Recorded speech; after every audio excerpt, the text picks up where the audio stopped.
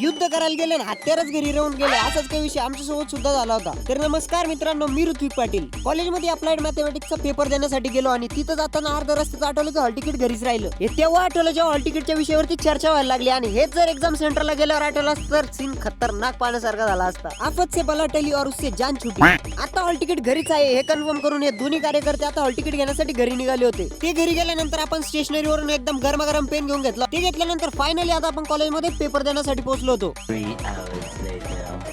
तर फायनली मित्रांनो आता आपला पेपर झालेला आहे आणि ऑलमोस्ट पेपर चांगलाच गेला. तर आता पेपर को मारो गोली और गाव की तर मनाव होली करत आता फायनली आता आपल्याला जायचं होतं गावाकडे. तुम्हाला तर माहिती गावाकडे जायचं असलं म्हणल्यावर मेकअप वगैरेची फिल्डिंग एकदम जाम पद्धतीने सेट केलेली असते. गावाकडे पोहोचल्यानंतर या मशीनचा तर काही वेगळाच विषय चालू होता. तेवढ्यात आपल्याला खुश भेटला होता आणि तो लग्नाच्या पंक्तीचा आग्रहाचं आमंत्रण घेऊन आला होता. आता पंक्तीला सुट्टी नाही.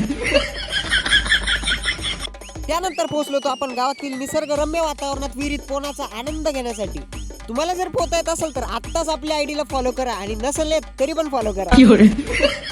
पोहण्यामध्ये आम्ही तर एवढं काही परफेक्ट नाही पण शिकण्याचा प्रयत्न मात्र नक्की करत होतो. तर भेटूया तुम्हाला आपल्या गावाकडील इंटरेस्टिंग भारी भारी ब्लॉग सोबत. त्यासाठी आत्ताच आपल्या आयडीला फॉलो करून ठेवा, सबस्क्राईब करा आणि व्हिडिओ आवडला असेल तर लाईक करा. तोपर्यंत जय महाराष्ट्र.